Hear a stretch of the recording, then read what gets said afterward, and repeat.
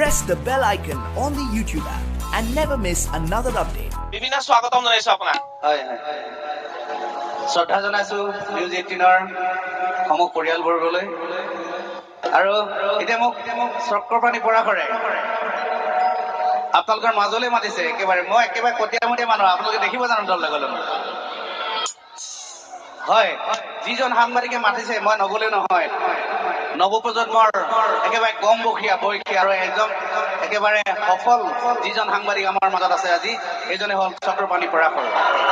হাজাৰ হাজাৰ ৰাইজ আছে, গতিকে একেলগে সকলো হাত তালি আৰু নিউজ 18 গোটেই পৃথিৱীতে দেখাই দিব এইটো হাত তালি মৰাটো একেলগতে, হয়নে? পইলং লাগি যায় মইলং লাগি যায় পইলং লাগি যায় মইলং লাগি যায় হালধীয়া মইলং লাগি যায় লাগি কৰা ধুনীয়া ৰং লগা মইলং লাগি যায় বগাব নোৱাৰো লাগি কৰা মইলং লাগি যায় তুমি থকা বাপেৰ ঘৰত লাগি কৰা মইলং লাগি যায় তোমাকে পাং লাগিলে একেলগে মইলং লাগি যায় মইলং লাগি যায়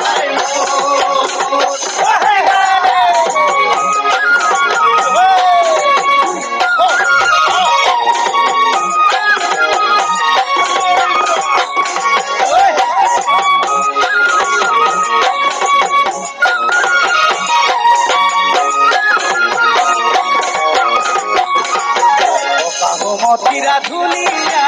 ধুনীয়া পালে লাগি যায় যৌৱনৰ জুৰিয়া নিয়নীয়া পালে লাগি যায় মতিৰা ধুনীয়া ধুনীয়া পালে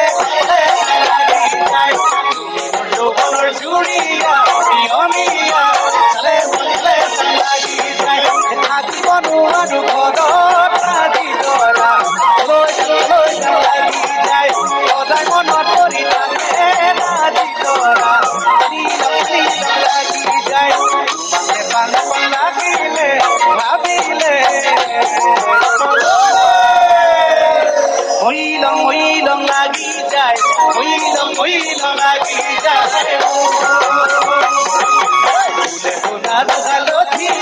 হালধীয়া মইলং লাগি যায় লাগি কৰা ধুনীয়া ৰং লগা মইলং লাগি যায় বগাব নোৱাৰো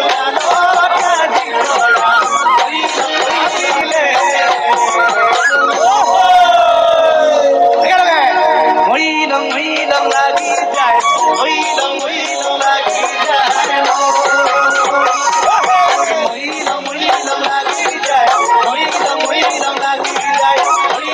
মইলং লাগি যায় মইলং লাগি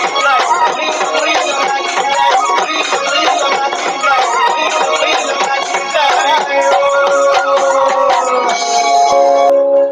বিপিন দা বহুত বহুত ধন্যবাদ। বিপিন দা, আপোনাৰ কথা বহুতে গম পায় আৰু বহুতে গম নাপায়ো। আপুনি বহু কষ্ট কৰি আজি বিপিন চাওদাং হৈছে। মই অকণমান যদি ৰাইজক জনাব পাৰো সেই কথাখিনি অকণমান চমুকে। হয় আপোনালোকে নিশ্চয় প্ৰায়ভাগ মানুহে মোৰ জীৱনৰ কথা ঘাত প্ৰতিঘাতৰ কথা সকলোৱে জানে। আজি চক্ৰপাণী পৰাশৰে পুনৰবাৰ সুধিছে যেতিয়া মই ক'ব লাগিব। হয়, মোৰ ঘৰখন মই সৰুকালৰ কথা কৈছিলো, একেবাৰে দুখীয়া আছিলে। মোৰ দেউতাৰ ব্ৰংকাইটিছ ৰোগৰ ৰোগী আছিলে। গতিকে আমাৰ ঘৰখন ভৰণ পোষণ দিবৰ কাৰণে বহুত অসুবিধা হৈছিলে। গতিকে আমাৰ পেটৰ ভাতমুঠিৰ কাৰণে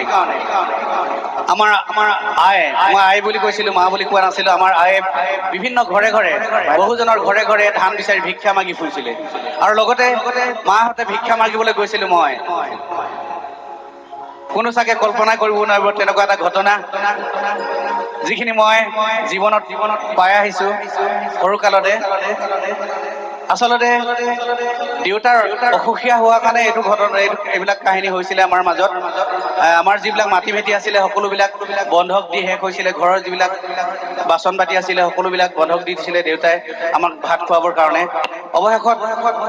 মই মাহঁতে বিভিন্ন ঘৰে ঘৰে ধান বিচাৰি ফুৰিছিলোঁ ভিক্ষা মাগি ফুৰিছিলোঁ আৰু কালক্ৰমত একালত মই অকণমান ডাঙৰ হৈছিলোঁ আৰু ডাঙৰ হোৱাৰ পিছত মই বিভিন্ন ঘৰে ঘৰে হালোৱা কাটিবলগীয়া হৈছিলে ক্লাছ 7-8 মই বিভিন্ন জনৰ ঘৰে ঘৰে মই হালোৱা কাটিছিলোঁ আপোনালোকে নিশ্চয় বহুজনৰ আগত মই কৈছোঁ কেইবাটাও টিভি সাক্ষাৎতো মই কৈছোঁ গতিকে তথাপি মই এষাৰ কথা কওঁ দুখ কৰিলে মুখ ধৰে এতিয়া অসমৰ ৰাইজৰ কৃপাত মই ভিক্ষা মাগিব নালাগে প্ৰথমতে লৈছিলোঁ ভিক্ষাৰ জুলুঙা কিন্তু এতিয়া ৰাইজে এৰি দিছে দেখিছেনে হুপাই হুপা ফুলাম গামোচা দেখিছেনে আৰু এয়া হৈছে বিপিন চাওডাং এটা সময়ত ভিক্ষা খুজিছিলে বিপিন চাওডাঙে তাৰপিছত হালোৱা আছিল বিপিন চাওডাং আৰু আজি বিপিন চাওডাং আমাৰ মাজত এগৰাকী জনপ্ৰিয় কণ্ঠশিল্পী বিপিন দা মাইক্ৰফোন আপোনাৰ বাবে আগবঢ়াইছো পুনৰবাৰ মাজে মাজে আমি পাতি যাম বিপিন চাওডাঙৰ এনে ধৰণৰ কথা ঠিক আছে জানই উলামে নাঙজলি লৈ ওই গীতলি পাতিতে জানই তোমাক অকলে এৰি থৈ কাহিলি পুৱাতে জানই উলামে নাঙজলি লৈ ওই গীতলি পাতিতে জানই তোমাক অকলে এৰি থৈ ওই চাৰি কুবেতি কেদাম অজলা দমদা ওই কেকুৰা নাঙলে জমা খেতি মাটি ধৰা ওই চাজপান দিবাগৈ পথাৰৰ মাজতে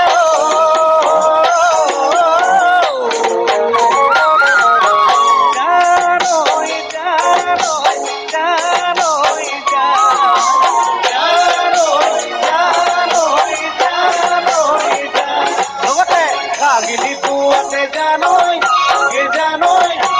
জানই উলামে নাঙজলি লৈ ওই গীতলি পাতিতে জানই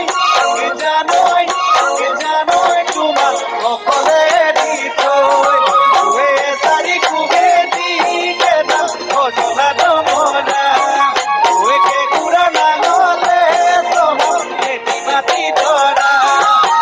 ৰাজপান দিবাগৈ পথাৰৰ মাজতে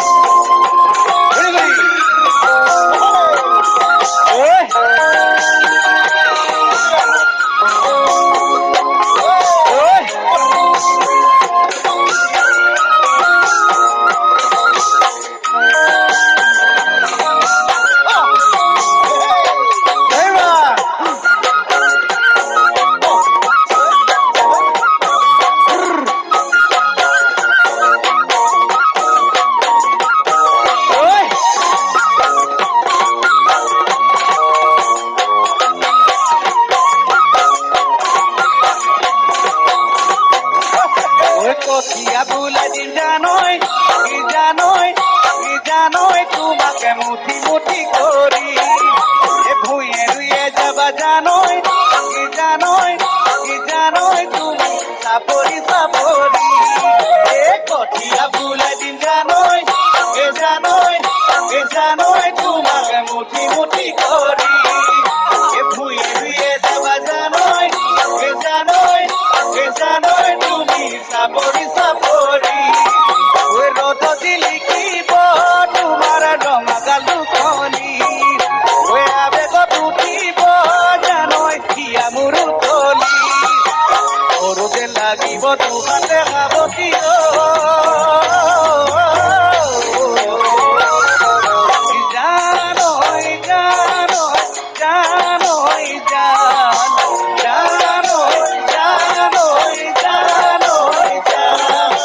কাহিলি পুৱাতে জানই উলামে নাঙজলি লৈ গীতলি পাতিতে কবলে দি থৈ এজাৰি কুবেদি গেদাম গজলা ডমৰা কুকুৰা নাঙলে চহক খেতি মাটি ধৰা ৰাজস্থান দিবাগৈ পথাৰৰ মাজতে